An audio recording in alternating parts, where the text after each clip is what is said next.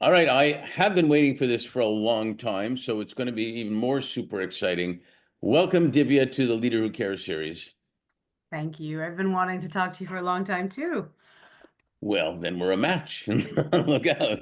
Um, um, Best way to start, as always, and I always have to put an asterisk on this, is if you could please briefly introduce yourself, but about who Divya is, where you're from originally, where you are now, do you have family? Is there something you've never told the world that you want to share now? Would be always super cool. And then we'll get to the business and all the other stuff. So please share.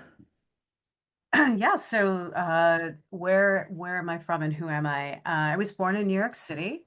My parents were immigrants from India. They arrived in the early 70s, when they had an open door policy in the United States because they were looking for a lot of doctors.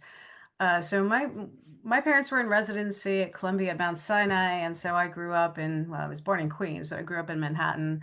And then they moved us to northern New Jersey when they finished residency. And yeah, I was in New York and New Jersey until I went to college. Do you have brothers, sisters, dogs?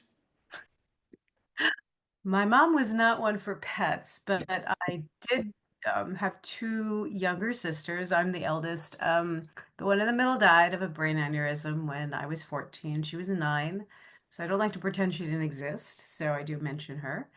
But I mean, it's been a very long time. So yeah, Still, it's important. yeah, it was an important event in our family's life. Sure. And your other My is other sister, she's 9.5 years younger than me, and she ended up becoming a doctor as well. She lives in Brooklyn right now. so medical runs in the family, to say the least. It Um, has. Although the dirty little secret is that I only got the MD to become more competitive for astronaut selection. So I had no interest in becoming a doctor. I love it um, now, but I had no interest back then. I get it. I get it. And we'll get to space because that's one of my favorite topics too. So, what then were you like as a kid or teenager? Were you playing games? Were you reading going to science fairs and stuff? Were you into sports, music? What was it all about for you then? Um, all of the above. Probably the thing that really characterized me was being a really avid reader. So I was even back then reading a book every 2 to 3 days or something. Oh, Big lover of science fiction, always have been. Started writing. I wrote my first long short story when I was 14 about how a middle-aged guy traveled to the edge of a black hole because he heard that time slowed down at the event horizon, but instead he just kind of got frozen in time from the outside and then just got torn to bits. Um, Probably oh, the great. um, So really you're into horror shows then? No, I was really into astrophysics and quantum mechanics. I used to go to this class in quantum mechanics at Columbia University from during high school. It was called the Columbia Science Centers program. And one day they brought out these blackboards, and they had been preserved, and they were Einstein's blackboards. But I used to I used to talk to friends under the covers at night about quantum mechanics, and so it was so exciting. And yeah, but I did other stuff. I was on the tennis team and I sang and I danced and I did theater and What's your favorite song? oh well that came out of nowhere. It's definitely not theater songs. Okay, not Broadway songs. Um, I don't know. I'm more like genres and I go through Hmm. phases. I love world music, like Afro-Cuban, Brazilian. I love every duet that Ella Fitzgerald and Louis Armstrong ever sang together. Um, and I just love 70s and 80s music. Actually, one of the songs I've been listening to a lot lately is Dust in the Wind, Kansas. Oh my God, that's a class, it's iconic. Such a beautiful song. Dust in the wind, all we got. Yeah, it's fantastic. Yep, Yeah, yep. when my kids were younger, it's funny how the radio always turned on when I started to sing. You know, so that's the way it goes. Your education is pretty fascinating, pretty diverse. I guess you could say anesthesiology, biology, neuroscience, medicine, and space. Simple topics out there. What were you envisioning for yourself during all that? Um, the visioning started when I was really, really young. It started when I was like 6 years old. I decided I was going to be an astronaut and travel through space. And it was partially uh, because I used to look at the stars a lot and look through telescopes. And I also, I was a child. I mean, I was born in 71, right? So I'm a child of the Apollo era. And I was too young to understand why, but I would see all this footage, especially the Earthrise from the moon, and I would just weep. I don't know why. So I just always wanted to be in space, just sort of hanging in space, seeing the Earth hanging in space. Kind of knew from a very young age that that would just sort of complete some kind of a spiritual journey for me, and I could probably feel myself just dissolving into it. I now know, actually, when I was in high school, I read a book by Frank White called The Overview Effect, and I realized there was a name given to this thing that I kind of intuited that I wanted, an experience I wanted. So that was kind of like starting my 6-year-old self, and my 7-year-old self built a model of the brain out of popsicle sticks and through axons and dendrites. And I also knew I wanted to be a neuroscientist, and I didn't know why. It just seemed like the coolest thing that could ever be. When I was in 10th grade, so what would I have been, like 15-ish? There was that was back in the times where you would get all your data from like Scientific American, right? That was like the beyond encyclopedias.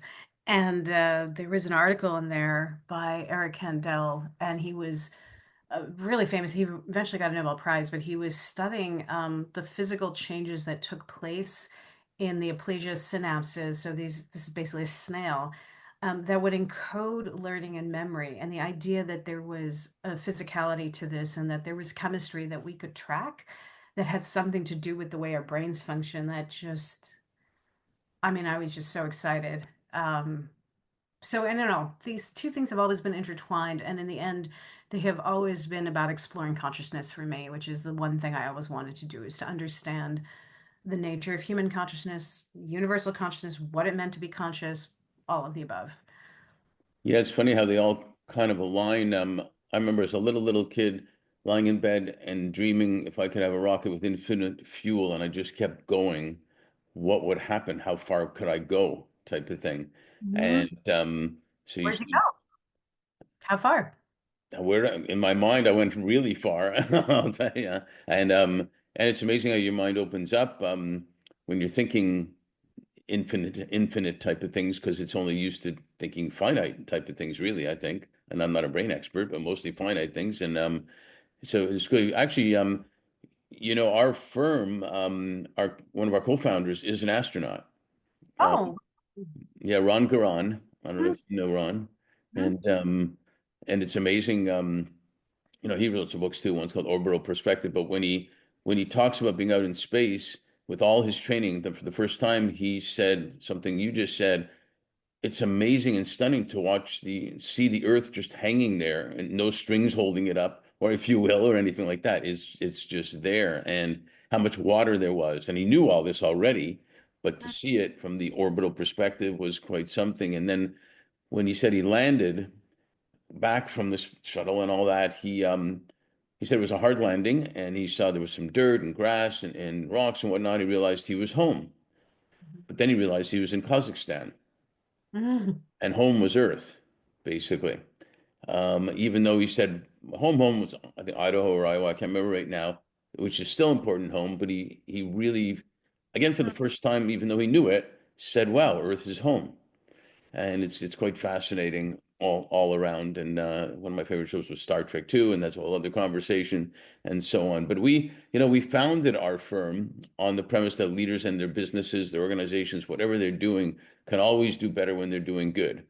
And clearly, I think that was in your blood. It looks like right from the beginning. where you've made an impact over the years on all multitasking, multi positions, and so on.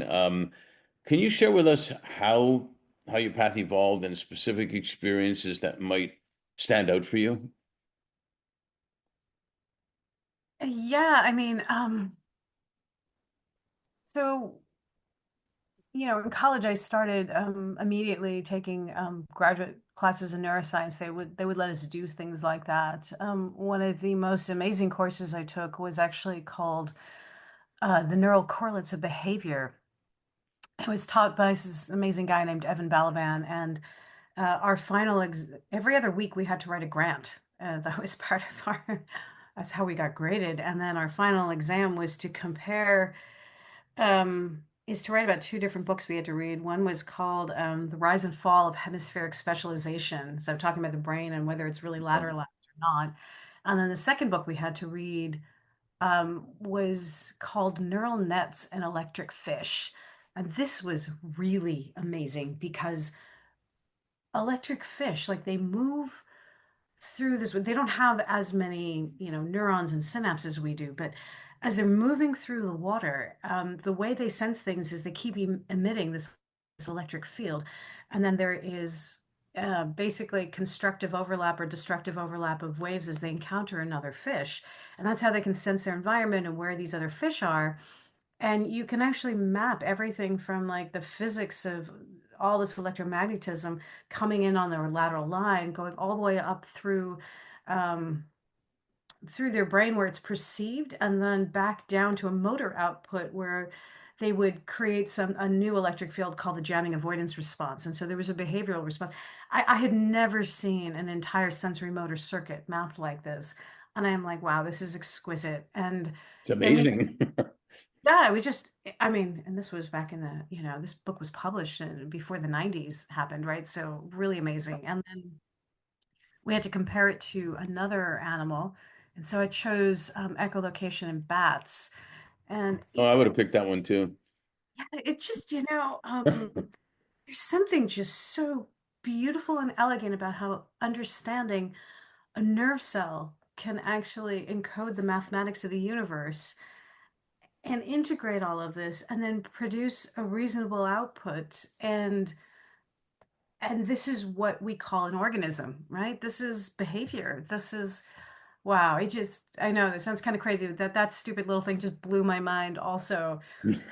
And when I went interviewing, I ended up interviewing for an MD PhD, as I mentioned to you. I didn't really want the MD, but I figured it'd make me more competitive because, it Sure. costs a lot of money to launch a kilo of mass to space. So you pack more skills. Um, One of the places that I ended up interviewing was UCSD, and I had sort of like that Ivy League.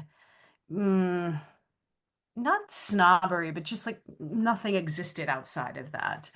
And a friend of mine who was at school with me, he said, also a neuroscientist, he said, UCSD has more neuroscientists per square foot than anywhere else in the world, pretty much. You Well, should go there. And not only did I go there, but I met this guy, the guy who actually did all the research and wrote the book, Neural Nets and Electric Fish. oh no. Um, He, was he like surprised you knew so much about it? Oh no, in fact, I told him I was coming and I actually gave him my final exam to grade. So, and he did that for me too. And then there was uh I also met sort of the grandfather of neuroscience. I mean, these people were so kind to me. They took me on the beaches of Scripps Institute of Oceanography because a lot of old neuroscience used to be invertebrate neuroscience. And they just walked me around. They took me to their labs. They were so kind. And so I stayed. I was like, oh, this is where I'm going. This feels like a home. And yes, and then the next thing I did at UCSD was I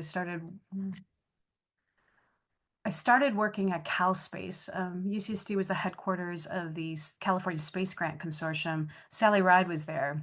Oh wow. So, and she was the director actually. I ended up working on the first asteroid prospecting mission. It was with a company called Space Dev, a guy named Jim Benson. And so everybody talks about mining asteroids now, but I actually worked on the science instrument package for that mission and ended up meeting Mike Malin, JPL, who did the science instrument package and the LiDAR and all of this Well, for Mars Pathfinder. So it was really, that was incredible. My mom had sent me a clipping from the newspaper back when we had newspapers we read.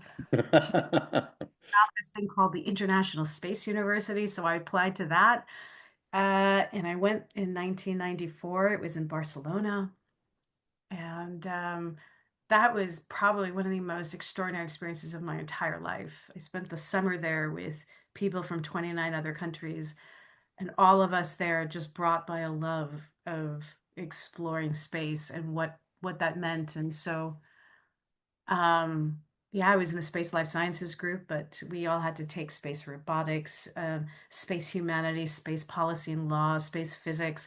It was just this whole, like all these different verticals in space. What would it take to develop space peacefully and cooperatively? And then I worked on a search for life mission at the end and a telehealth project where we use wow. satellites to look back at Earth. This was in 94. I mean, this is, um, now we're finally doing those things, but Did you come to a conclusion on how we work collaboratively and collectively in space?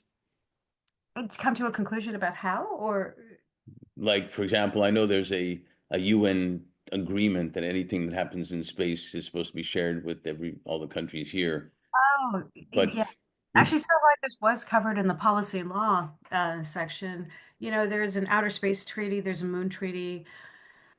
Um, right now, actually, the Artemis Accords are really not um, a bad sort of view to this because they involve data sharing, interoperability, rescuing of astronauts from other countries should they become injured. And they also involve data sharing with humans back on Earth and data sharing amongst, the folks that are up there. Um, Not everybody signed on, but a lot of people did, and a lot of countries did. And uh, I think it's quite an amazing evolution. I mean, there's an entirely different way this could go. And if Elon Musk has his way, you'll really see a completely different evolution when it's not governments, but it's corporations, right? And so, what happens when a corporation tries to open up a new frontier? Um, do they own it? do they, right? Can you own it? I think they would claim they do. Right. But also, what does it mean in terms of the folks that you bring with you to open that frontier? Would they be like equal partners? Would they become like indentured servants? Um, Yeah, I have a friend of mine, Guillermo Sonlin. I don't know if you know Guillermo. He has a company called Humans to Venus, and he's done a bunch of other companies related to underwater stuff. He was one of the original founders of the what's that submarine that blew up in the ocean? Not try. now Was which one? The one because of the Yeah. pressure? Yeah.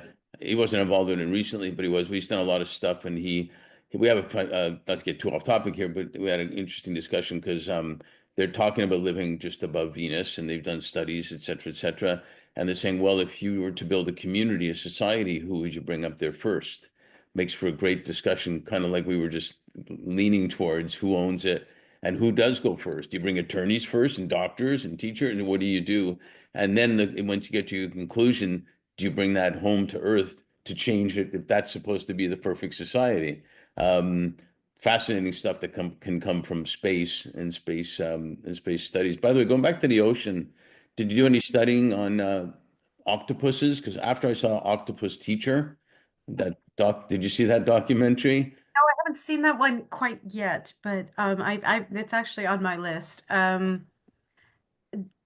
quite crazy, right? Even phylogenetically, they and their level of intelligence, but it's with a neural net. I was just at the Bay Area Psychedelic Symposium, and one of the keynote speakers is a woman named Gul Dolan. She's the one who gave MDMA to octopuses. Oh, Did you hear wow. about the study? It completely changes their social behavior. There's definitely a dose response effect, and there's a dose above which you don't really want to do this.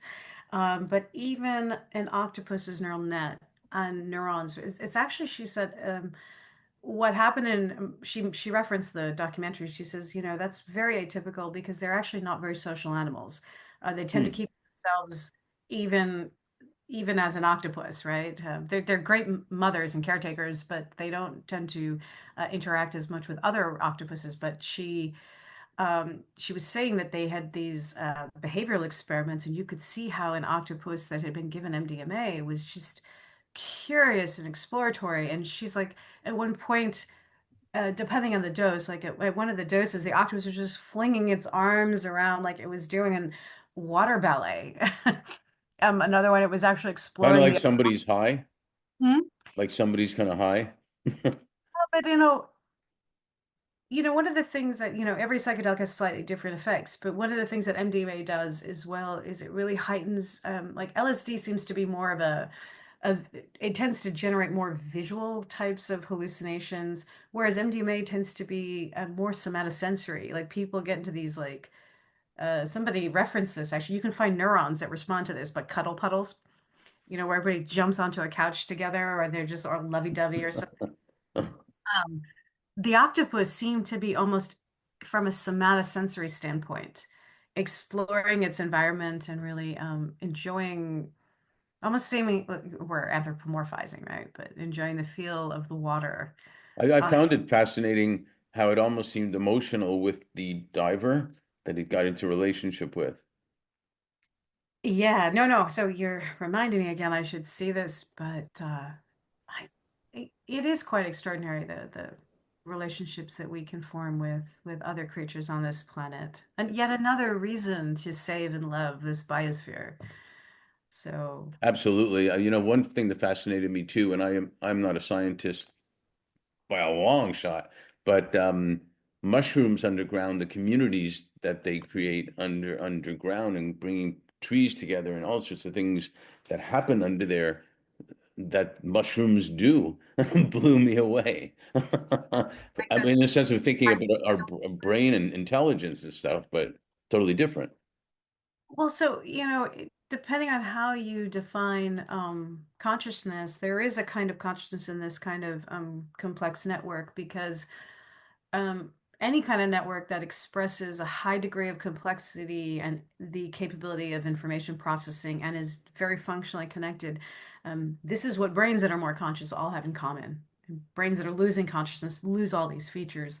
So you don't have to, but if you were to use these same metrics as metrics that help to define on at least a three-axis system what consciousness looks like in a human brain, well, by extension, that means that things like mycelial networks or maybe bees in connection, all these things could be considered to be expressing a kind of consciousness. And you could also imagine artificial consciousness. It's nothing that says that this complexity has to be hosted by organic matter. So Yeah, it's fascinating. Do you, in all your studies, everybody always hears about we only use 5%, 10%, whatever of our brain. Any of that, is that true, not true? What is that all about? utter bullshit. I have no idea where that ever came from. Um, it- it- yeah, so I'll tell you how, like, first of all, there is nothing wasted in nature, right? If your brain has evolved and it sports a certain number of networks, and you know, they're all doing something and they're all utilized at some time or another. Secondly, the more you utilize a particular network, and you fire, there's this Donald Hebb, who was actually a Canadian neurophysiologist, was the one who Yay for Canada. absolutely paid for Canada. We love Canada. Yeah, Um, right. Neurons that fire together wire together, and so there's this idea that this thing called dependent plasticity, right? This idea that the nervous system will change in response to inputs and how active it is and how it's active and why it's active. And you can look at this down to the level of the actual connections that nerve cells make that get strengthened. This was actually one of the first things that Eric Kandel, going back to that snail neurons in a dish, this is what he showed. He actually, had theorized about this. Kandel demonstrated that it's absolutely true that when two neurons are firing in synchrony, they'll actually make that connection. And if you take this to its a logical extension, every single thing wired in your brain is literally wired there because it was shaped initially it was shaped by a pattern that was laid down in your genome, right? And all the protein gradients, etc. But eventually it's all been wired up by activity. So the idea that you don't use part of your brain it's Silly. crazy. Yeah, absolute craziness. What is though true is that brains are very expensive. Our brain is the most efficient computing machine we currently know of, or at least I should say organic neural nets. Your brain uses about 20 to 30 watts, so like a dim light bulb, compared to what the most advanced computing systems are using right now. And every time a neuron fires that action potential, which is a voltage spike, which basically energetically sends information down a very long cable in your brain, that spiking activity is the most expensive thing we do in our bodies. And so your brain is about, 8% of your mass and takes at least 20-25% of your cardiac output. It's really a massive consumer. So short of plugging a human being in or plugging an animal in, you could need enough to support a brain that was utilizing every single network all the time. So if that's where that came from, maybe, but it's just very expensive, and the brain would just burn up. That just Maybe somebody was insulting somebody else and said, "You only use 5% of your brain," or something, and someone took it to a new level. Like a lot of expressions that are used that we don't know how they came about. the reason people say that sometimes is that I think it's used in response to like, oh, there's so much untapped potential in a brain, and you're only using a certain percentage of that. Um, There is perhaps, I mean, we know this when we learn a skill. Elite athletes, elite mathematicians, whatever the skill is, it, they some people have some genetic wiring or epigenomics that predispose them to something, but in general, right, it's practice, right? So practice implies plasticity dependent upon neural firing and activity and rewiring. And so maybe what we should be saying is that we're not all using 100% of our human potential, but we certainly are using everything that's wired up in our brains. That's for sure. So Now, for I love the discussion where I remember watching a Star Trek show where they landed on planets and stuff happened on different planets. This planet they landed on, and they were just heads with brains, no bodies or nothing, and they were apparently very happy with their lives. I guess they didn't have to exercise and their bodies, they didn't have to waste time doing that, and engaged and whatnot. But obviously, for us, it's not exactly what we would love to do. But it was fascinating that they even thought of that idea to Mhm. concentrate on the brain being by itself on a different planet and how they engaged.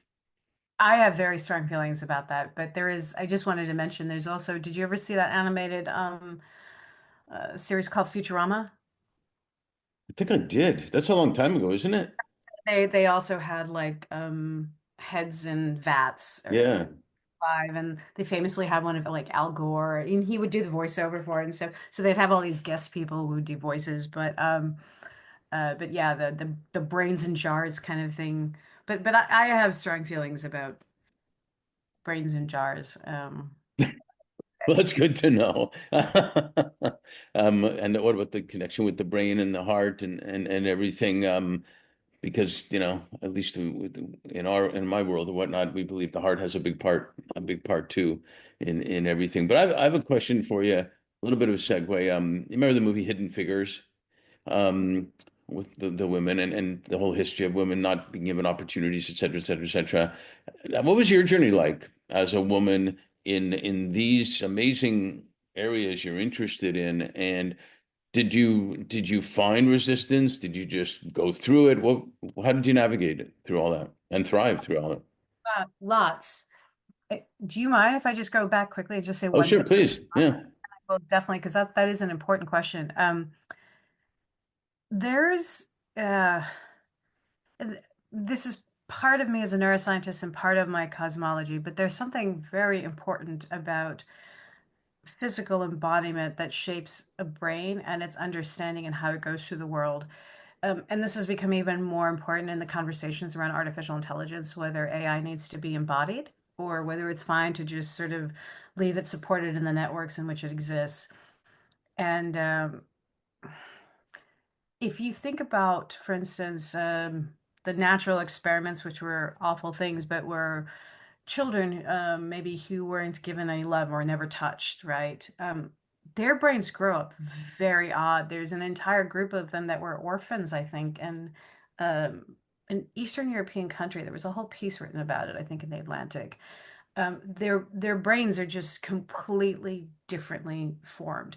Another example would be is like what happens to someone's consciousness when they are locked in, or to people who have parietal strokes and they lose a sense of one half of their body, or the inability to feel pain. I actually think the ability to feel pain is not just something that warns an organism that it can be hurt or injured, but it actually is the capacity for us to develop empathy. So the first thing I have said to AI researchers is that when you need to embody your artificial intelligence in some way, it doesn't have to be a body that looks like ours, but you need to give it a way to move through the universe with sensation. And the second is you have to build in pain networks.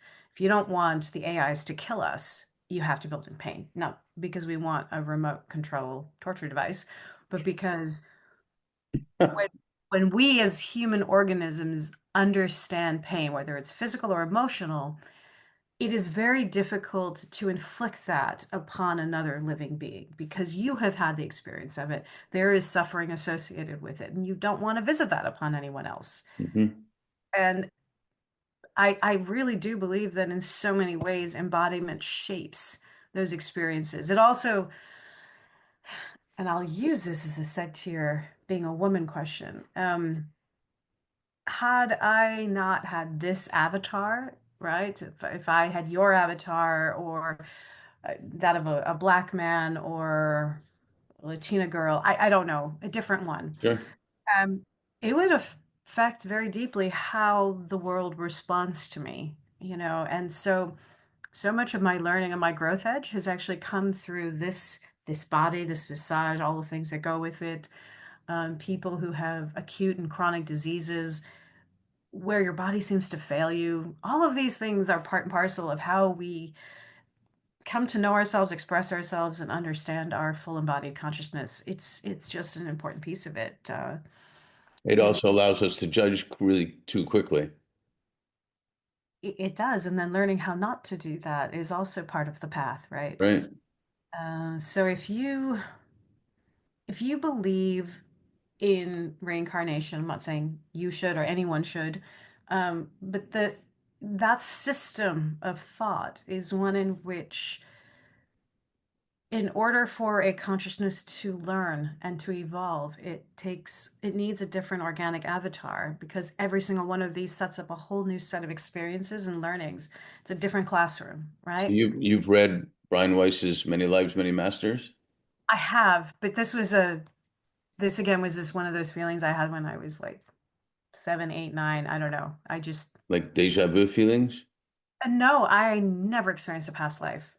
Tried, never have, but I had a lot of opportunities in my parents' house to read books by different yogic masters, read the Vedas. These things were just like lying around the house. So, you know, Probably on purpose, so you'd read them. I don't know. Kind of like this goes back to the immigrant experience. When you grow up um, in certain cultures, maybe in the Chinese culture, maybe in the Indian culture, and then the culture is also so heavily involved in science, technology, medicine. Like it wasn't everybody in our family is a scientist or an engineer or a doctor. Um, but you're in one of these cultures which, thousands of years of this knowledge, like Ayurveda is part of it. You don't really have the same feeling of disconnect to connect up allopathic medicine and Ayurvedic medicine, or to maybe explore the possibility that yes, you can measure things and science is really important, and the universe began with a big bang, at least the way we understand it now. And at the same time, there are perhaps ways of exploring the material universe that we haven't fully grokked, and they can hold both of these things simultaneously. There doesn't have to be Yeah, a fight. I agree. And it's amazing. It just touches on so many things. In LA, we always say, leave them wanting more so we could do a sequel. We might have to do three sequels for all the stuff we're talking about and stuff. And it's interesting. Did you find a lot of resistance as a woman in the space world, the neuroscience world?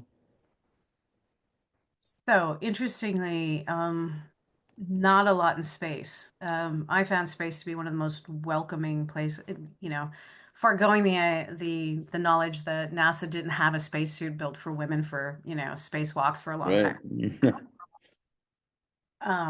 I felt actually quite welcomed as a woman. It was a Space has always been such a collaborative space. I cannot.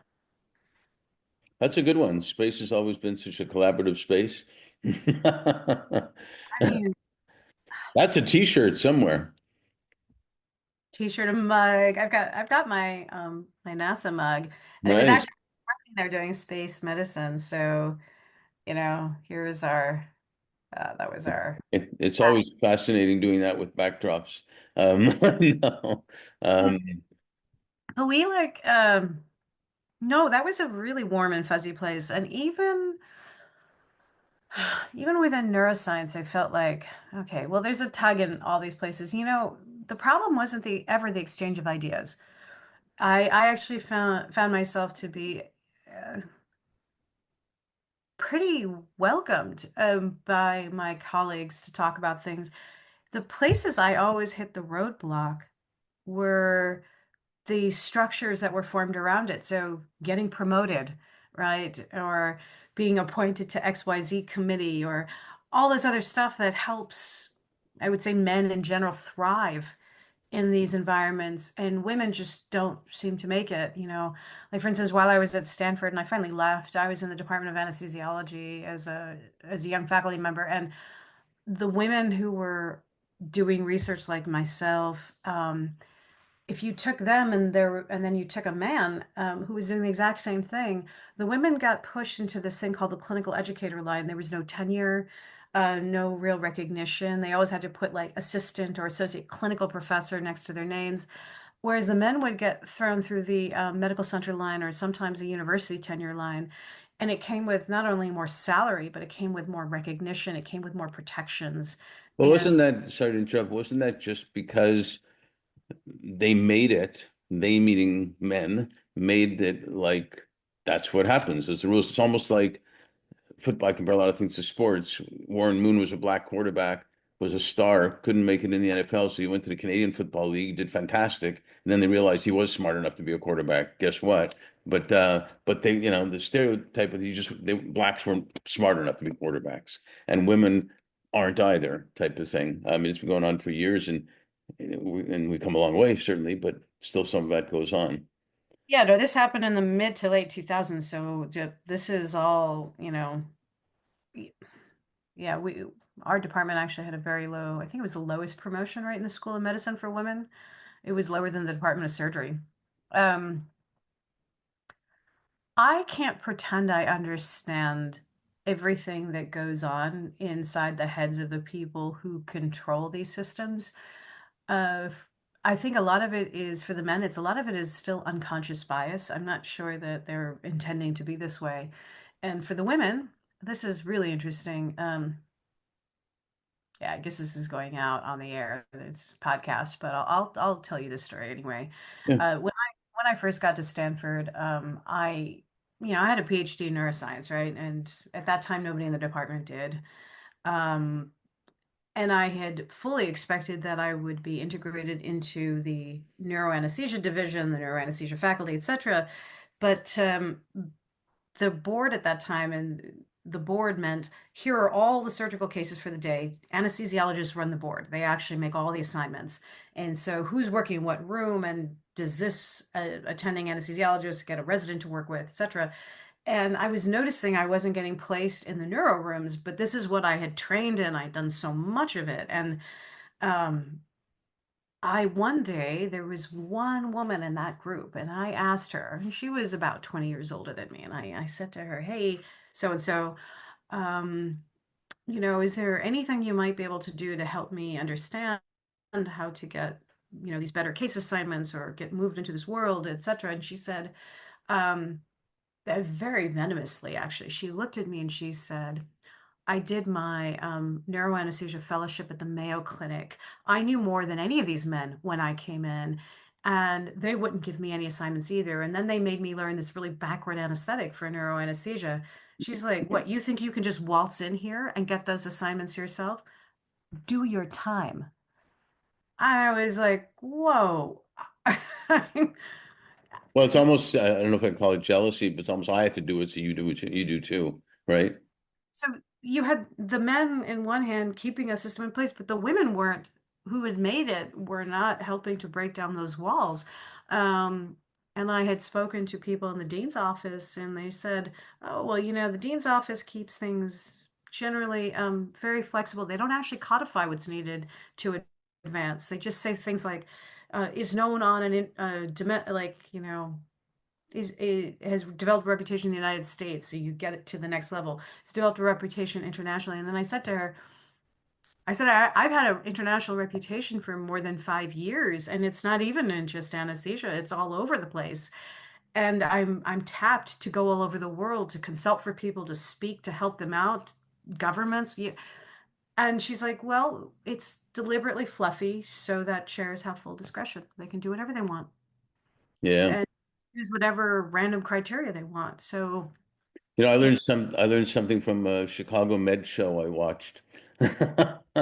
And that's not where I get all my information, but I learned it where this brilliant doctor that kind of runs ER, and there's a younger lady that's smart, but she's trying to mentor her type of thing. And then they'd have to do an operation, and the head of like major surgery of something, like a big guy, top surgeon, and he's talking to both of them, and the younger doctor comes up with something that both of them didn't come up with, and the guy actually says, "Well, that's fascinating. We should look at it." And her mentor is like a little pissed off because she should be with that major guy. Mhm. Fast forward, she opts out of being in the operation because she doesn't agree with what they're doing. And then it goes well, and another doctor talks to her and says, "This is actually good for you."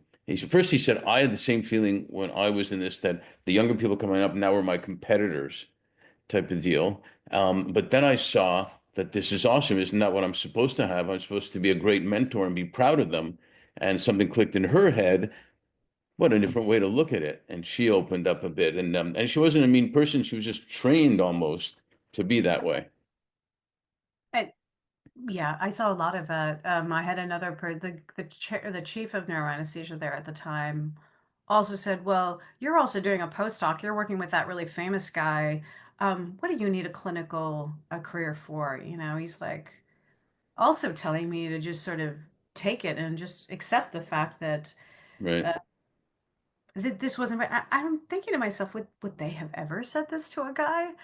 Um, I don't know. Maybe they would have seen younger males coming up as competition as well. I'm not sure.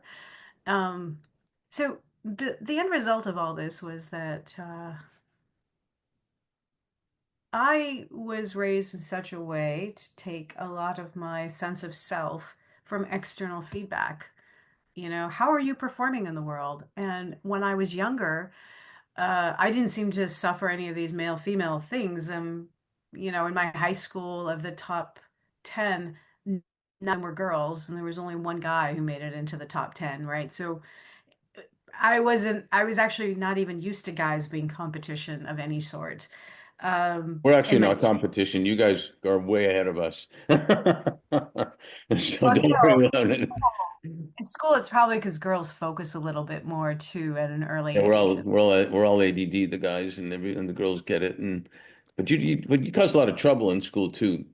That you know the girls do. They we'll get it. That's another We can video. have all kinds of problems and then over there. Uh, but I Um, mean, this is because I felt very accepted when I was younger. And it wasn't until I got to college and maybe beyond that I began to see barriers to being female that I had never seen before. And so my first instinct was before they used to tell me I was great, okay, maybe I was. And now they're telling me, no, you're not. And so then I was looking at myself, oh, I'm not.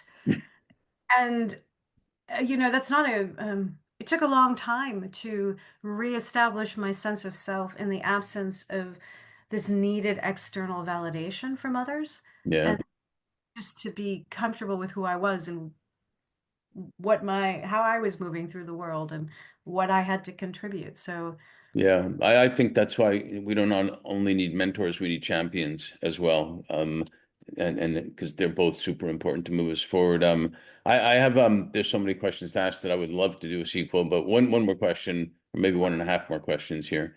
Um, everything happening, we touched about it with AI and moving fast and furious and so on. In fact, I'm working with some people that are trying to put love language to AI and caring language to AI and all that, like you would teach a newborn baby to grow up and know those types of values.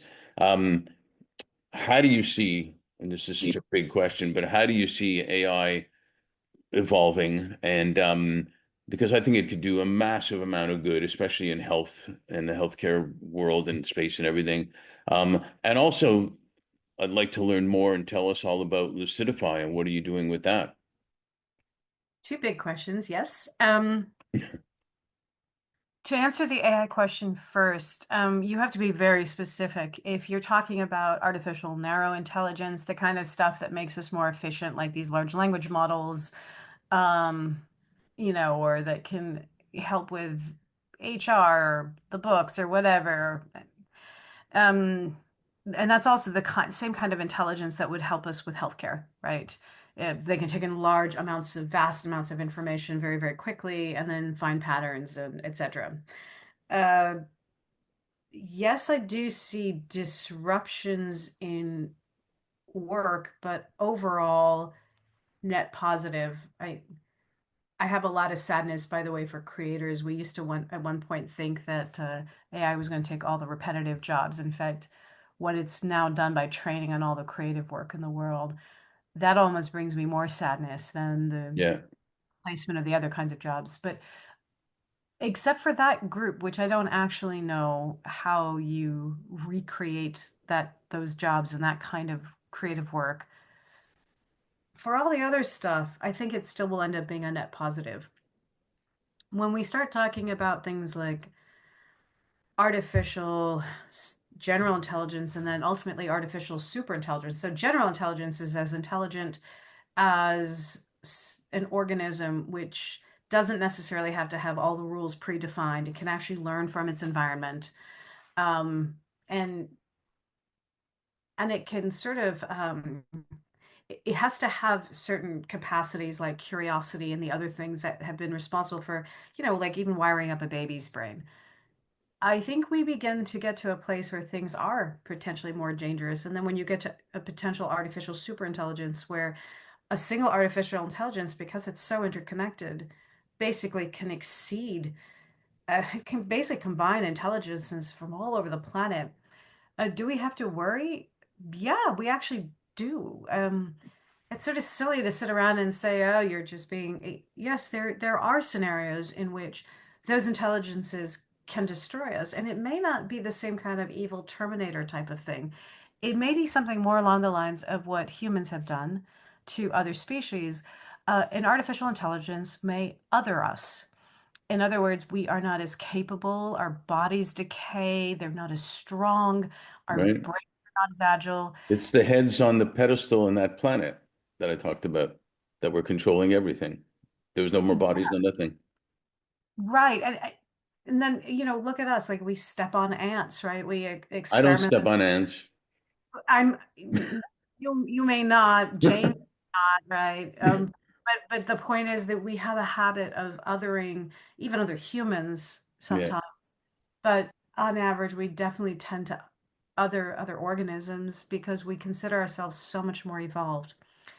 And to an extent, and here comes the pain thing, we unless we really put ourselves in their position, at least understand their pain, to be able to at least care for them to not cause suffering. I see the potential for artificial intelligences to do this to us. And that's where I see the disconnect. And this is why I think it is so important how you train them. This is why I think building in pain circuits and embodiment to understand limitation is so important. Um, Yes, and I but think it's absolutely absurd that at one point, all of these major, founder CEOs, they all seem to agree that AI could become an existential threat. And now all they're doing, it's just like a race to, if it's the top or the bottom, to see who can actually outdo the other and develop AGI faster. Because in the end, that's what's bringing in money. I, And I I remember when Musk made an announcement one day, we should all take a pause and slow down and just think about this. And the next day he started another AI company. X.AI, you got it. He absolutely did. He was, I think that was in 2023, that declaration. It was in one of my talks on about singularities, actually, and what we might need to be worried about. So from that perspective, that's where I am concerned about AI, not artificial narrow intelligence, which helps us, but But the tell us general. about, oh, sorry, go ahead. I know that I was just going to say I wanted to make that distinction because I think they are two different roads. Yeah, no, I agree. So tell us about all the exciting stuff happening at Lucidify. Yeah. So This is Lucidify. only a 2 hour podcast, by the way. So No, no, no. I've got patent work to do today. No, so just in a nutshell, go back to the consciousness thing, right? I had always wanted to understand the neural basis of consciousness. Um, when I got the MD, I decided, well, what would afford me the opportunity to sort of stay true to my research interests? And I chose anesthesiology so I could make people reversibly unconscious for a living and kind of study their brains. Turns out, actually, anesthetics work because they put down the brain and spinal cord, right? The central neuroaxis. It's actually quite an extraordinary. It was originally an accident that we discovered this, but it's the only reason modern surgery is possible, right? But people think about heart and lungs when they think about anesthesia. No, no, it's a brain thing, right? It's it's a major perturbing force for the brain, and you can study these dynamic neural networks manipulating with these external drugs that do not harm the brain, so you can wash them right back out. And isn't that amazing? And in fact, if you work with when I teach, and another one of my mentors, Emery Brown, said the same thing. It's such a privilege to be an anesthesiologist because if you slowly, instead of just bolusing propofol, which is the Michael Jackson drug, which makes people unconscious before we put in the breathing tube, if you run it in as a very slow infusion, so it builds up slowly, you can actually watch an entire neurological exam happening. You can watch a patient's brain begin to shut down from the cortex from here and then going down through their, brain stem and then eventually their spinal cord. And the brain approximately comes back in the same order, not 100%. Going down and coming back are not the same. That's a whole different podcast. But it's a privilege. Like you can actually watch like swallowing in the tongue, so you're in the medulla, right? And I mean, you can see like eye movements changing. That's cranial nerves 3, 4, and 6, and it's crazy. All right, Wow. now I'm in the operating room, and I am now running an EEG at the same time, so I'm measuring brain waves from my patients, and it turns out you can see these patterns. It's like there's a Goldilocks zone for being anesthetized, and that place is not only different for person to person, it's different for the same person from day to day, just because of how they slept the night before, or maybe they're taking Valium now, or something like this. So you can just give drugs to what the person's brain's asking for. That's called titration. It's precision medicine, right? The second thing is I started noticing biomarkers for aging in people's brains. And after doing all this, plus deciding that, I wasn't I wasn't feeling like Stanford was this amazing place for women to thrive. I had a mentor actually, an older white guy who I'm so grateful to. Um, he pulled me out, and his name was Bill New, and he had himself been a Stanford anesthesiologist. His chairman didn't get him either, and he's a white guy. He built the first working pulse oximeter at Stanford, and we didn't measure oxygen saturation before him. And Wow. he basically realized that the only way to get people to use it was to commercialize it. And so he built the first pulse ox company called Nelcor. Japan had some patents too, but he's the first to commercialize it, at least in the United States. And he was looking for an anesthesiologist that understood EEG. And somebody mentioned me. And so he literally pulled me out and said, okay, you need to make this work. And the only way to do it, he had a funny phrase. He's like, you can take care of individual patients, but it's like giving haircuts, one at a time at a time. So you can't scale. He's like, if you want to help a billion people, you need to take this out and turn it into a commercial endeavor.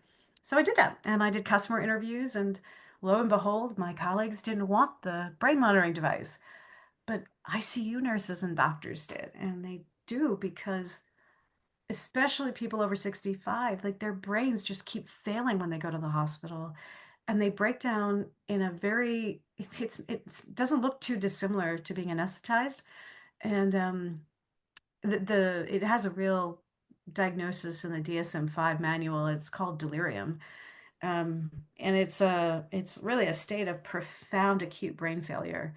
And if you don't detect it, you can't treat it. If you don't treat it, the person dies at all causes at 3 times the rate. They develop dementia 13 times the rate, and 25% of them go on to develop depression and PTSD.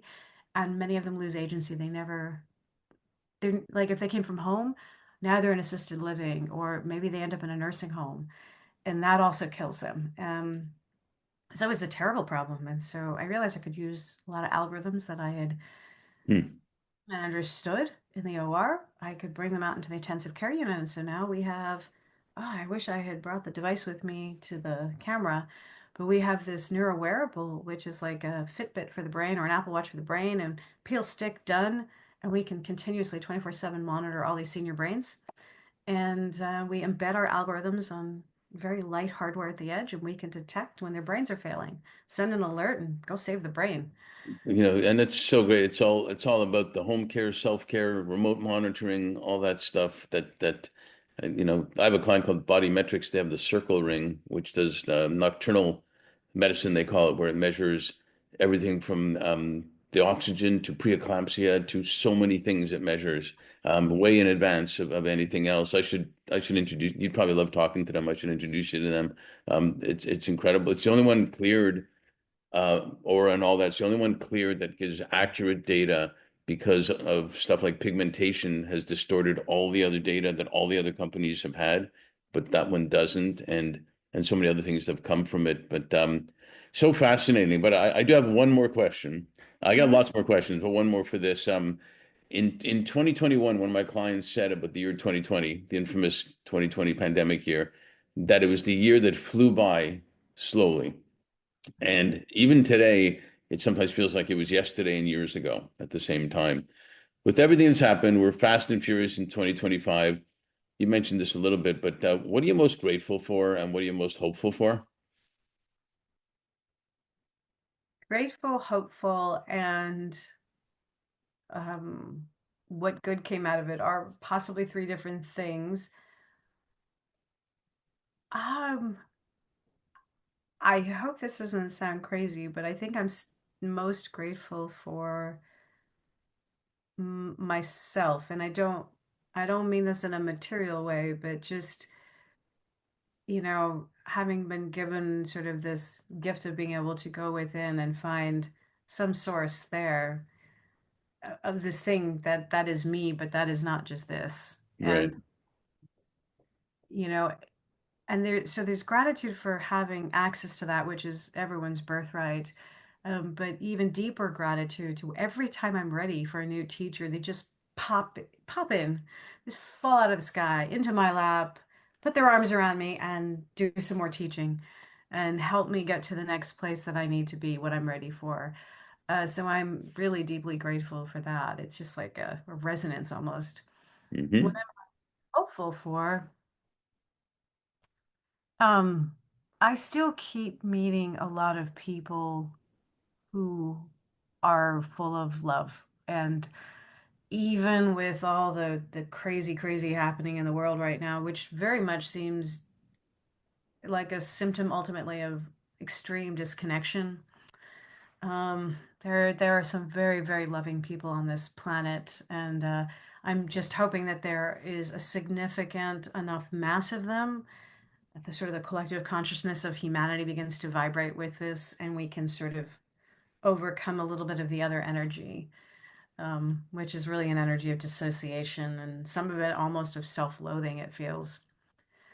Um, and COVID itself, I think it actually gave us a real chance to explore who we were, what was important about relationships. I mean, 100%.